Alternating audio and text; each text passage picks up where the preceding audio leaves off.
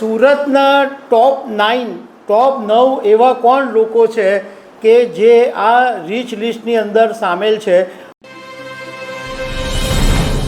M3M Hurun India rich list 2025 બહાર પડી ગયું છે અને દેશના સૌથી ધનિક વ્યક્તિ તરીકે મુકેશ અંબાણી છે। પરંતુ તમને હું એ જણાવીશ કે સુરતના ટોપ 9 એવા કોણ લોકો છે કે જે આ રીચ લિસ્ટની અંદર સામેલ છે અને તમે આ લિસ્ટ સાંભળીને ચોંકી જશો, કારણ કે ડાયમંડ અને ટેક્સટાઇલમાંથી પહેલા નંબર ઉપર કોઈ નથી। એક એવા વ્યક્તિનું નામ પહેલા નંબર ઉપર આવી ગયું છે જે પહેલી વખત ચર્ચામાં આવ્યા છે। તો આના વિશે હું તમારી સાથે વાત કરીશ। મારું નામ રાજેશ શાહ છે અને તમે જોઈ રહ્યા છો ગુજરાતના સૌથી મોટા ડિજિટલ ન્યૂઝ પ્લેટફોર્મ ખબરછે.com। M3M Hurun India rich list એટલે M3M એ ઇન્ડિયાની એક રિયલ એસ્ટેટ કંપની છે, એની સાથે જોડાણ કર્યું છે એટલે આ હુરુન ઇન્ડિયા રીચ લિસ્ટ 2025 છે, એમાં M3Mનું નામ છે। ગયા વખતે લિસ્ટ બહાર પડેલું ત્યારે Mercedes Benz Hurun India rich list હતું, એટલે કોઈ એક કંપનીના જોડાણની સાથે આ હુરુન ઇન્ડિયા રીચ લિસ્ટ બહાર પડે છે। હવે દેશના સૌથી ધનિક તરીકે રિલાયન્સ ઇન્ડસ્ટ્રીઝના ચેરમેન મુકેશભાઈ અંબાણી પહેલા નંબર પર છે અને એમની જે નેટવર્થ છે એ 9.55 લાખ કરોડ રૂપિયા છે અને ગૌતમ અદાણી બીજા નંબર ઉપર છે, એમની નેટવર્થ છે 8.15 લાખ કરોડ રૂપિયા। પરંતુ હું વાત કરીશ સુરતના જે ટોપ 9 ઉદ્યોગપતિઓ છે કે એમાં કોણ કોણ સામેલ છે।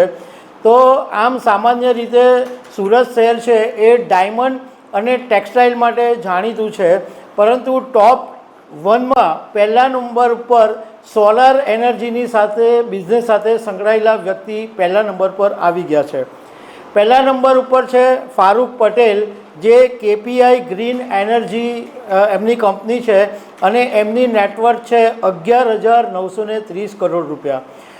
ફારૂક પટેલે બહુ નાના લેવલે આ સોલાર એનર્જી ગ્રીન એનર્જીનું કામકાજ શરૂ કરેલું અને ગયા વર્ષે જ્યારે આ હુરુન ઇન્ડિયાનું રીચ લિસ્ટ બહાર પડેલું ત્યારે ટોપ નંબર પહેલા નંબર ઉપર એથર ઇન્ડસ્ટ્રીઝના અશ્વિન દેસાઈનું નામ હતું।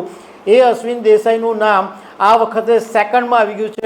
ત્રીજા નંબર ઉપર છે એનજે ઇન્વેસ્ટમેન્ટ છે, એ આજે ભારતની સૌથી મોટી જાણીતી કંપની બની ગઈ છે અને ઉધનાની અંદર આખું પોતાનું એક કોર્પોરેટ હાઉસ બનાવી દીધું છે।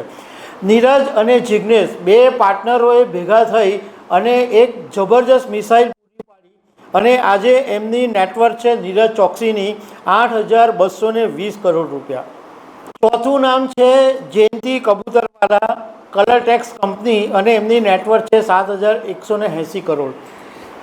કલરટેક્સ સુરતની એટલી બધી જાણીતી કંપની છે અને જયંતિ કબૂતરવાલા આજે એમની તો ઉંમર થઈ ગઈ છે, આજે એમના સંતાનો કંપની સંભાળે છે, પરંતુ જયંતિ કબૂતરવાળાનું નામ સુરતની અંદર બહુ જ સન્માનની સાથે લેવામાં આવે, કારણ કે ક્યારેય ચિત્રમાં નથી આવતા। એકદમ લો પ્રોફાઇલમાં રહેવાવાળા માણસ છે જયંતિ કબૂતરવાલા અને કલરટેક્સ કંપનીની કોઈ પ્રચાર કે કોઈ વાત ક્યારેય મીડિયામાં આવે પણ નહીં, પરંતુ આ રીચ લિસ્ટમાં એમનું નામ ચોથા નંબર પર છે। પાંચમું નંબર ગોવિંદભાઈ ધોળકિયાનું છે, શ્રી રામકૃષ્ણ એક્સપોર્ટ અને એમની નેટવર્થ 5,980 કરોડ। ગોવિંદભાઈ વિશે વધારે કહેવાની જરૂર નથી, કારણ કે ગોવિંદભાઈને તો આખું સુરતની, ગુજરાતની, દેશની આખી દુનિયા જાણે છે અને ડાયમંડ કિંગ તરીકે પણ ઓળખાય છે અને ભાજપના રાજ્યસભા સાંસદ બી છે અને બહુ મોટા દાનવીર તરીકે પણ ગોવિંદભાઈ ધોળકિયાનું નામ જાણીતું છે। છઠ્ઠા નંબર ઉપર છે કિરણ જેમ્સના બાબુ લાખાણી, એમની નેટવર્થ છે 5,200 કરોડ। કિરણ જેમ્સ સુરતની બહુ જ મોટી ડાયમંડ કંપની છે, DTC સાઇડ હોલ્ડર છે અને વર્લ્ડ લેવલે એમની ઓફિસો આવેલી છે। અને વલ્લભભાઈ લખાણી, આ તો બાબુ લખાણીનું નામ છે, પરંતુ કિરણ જેમ્સના માલિક છે વલ્લભ લખાણી, એ સુરત ડાયમંડ બુર્સ જ્યારે સુરતમાં ઊભું થયું ત્યારે એમનું સૌથી મોટું યોગદાન હતું અને સુરત ડાયમંડ બુર્સના પૂર્વ ચેરમેન પણ છે।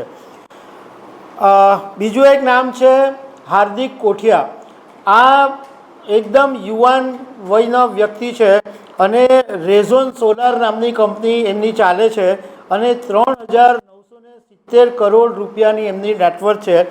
આ જ રેઝન સોલરના બીજા એમના ભાગીદાર છે ચિરાગ નાકરાણી, એમની નેટવર્થ 3,970 કરોડ રૂપિયા છે।